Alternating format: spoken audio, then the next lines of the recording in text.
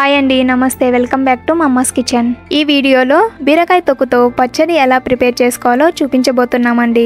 జనరల్గా తొక్కలంటే పడేస్తూ ఉంటాం కదా, బట్ అందులో హెల్త్ బెనిఫిట్స్ చాలా ఉంటాయండి. సో అలాగనే ఈ బీరకాయ తొక్కులో కూడా పీచు పదార్థం ఎక్కువగా ఉంటుందన్నమాట. సో ఇందులో క్యాలరీస్ తక్కువగా, ఫైబర్ ఎక్కువగా ఉండడం వలన వెయిట్ లాస్ అవ్వడానికి ఇది బాగా హెల్ప్ అవుతుంది. అలాగే డైజెస్టివ్ సిస్టమ్ కి కూడా ఇది బాగా యూజ్ అవుతుంది.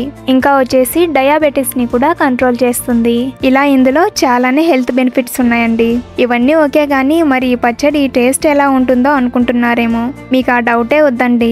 ఈ పచ్చడి దోశలోకైనా, ఇడ్లీలోకైనా, రైస్లోకైనా చాలా చాలా రుచిగా ఉంటుంది.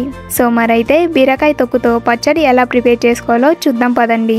స్టవ్ పైన కడాయిలో 2 టేబుల్ స్పూన్ల దాకా ఆయిల్ పోసుకోవాలి. ఆయిల్ బాగా వేడైన తర్వాత 1 టేబుల్ స్పూన్ దాకా ధనియాలు, 1/2 టేబుల్ స్పూన్ దాకా జీలకర్ర, 1/4 టీ స్పూన్ దాకా ఆవాలు, అలాగే 2 రెమ్మల కరివేపాకు వేసుకొని చిన్న మంట మీద ఫ్రై చేసుకోవాలి. ఇందులో వేసిన ధనియాలు కాస్త కలర్ చేంజ్ అయ్యి ఆవాలు చిటపటలాడుతున్నప్పుడు మనం తినే స్పైసీకి తగ్గట్టు ఒక 10 నుండి 12 వరకు పచ్చిమిర్చిని ఇలా కట్ చేసుకొని ఇందులో వేసుకోవాలి. ఇవి చూడ్డానికి బజ్జీ మిరపకాయలాగా లావుగా ఉన్నాయి కానీ బాగా స్పైసీగా ఉన్నాయండి. సో అందుకని మేము తినే స్పైసీని బట్టి ఇందులో పచ్చిమిరపకాయలను వేసుకున్నాం. సో అలాగే మీరు తినే స్పైసీని బట్టి పచ్చిమిర్చిని ఇందులో యాడ్ చేసుకోండి. చూడండి, పచ్చిమిరపకాయల్ని ఇలా కాస్త వేయించుకున్న తర్వాత బీరకాయ తొక్కును కట్ చేసుకొని ఇందులో వేసుకోవాలి. మేము ఇక్కడ మొత్తంగా 2 బీరకాయలకు తొక్కను తీసుకొని ఇందులో వేసుకున్నాం అన్నమాట. సో తొక్కని ఇందులో వేసుకున్న తర్వాత ఒకసారి బాగా కలుపుకొని మూత పెట్టి చిన్న మంట మీదే మగ్గించుకోవాలి.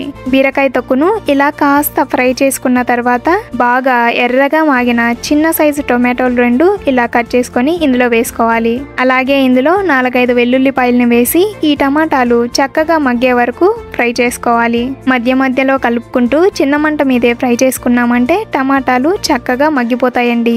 చూడండి, ఇందులో వేసుకున్నవన్నీ ఇలా చక్కగా వేయించుకున్న తర్వాత ఇందులో రుచికి తగ్గట్టు ఉప్పు వేసుకొని కలుపుకోవాలి. అలాగే నానబెట్టుకున్న చింతపండును 1/2 టేబుల్ స్పూన్ దాకా ఇందులో వేసుకోవాలి.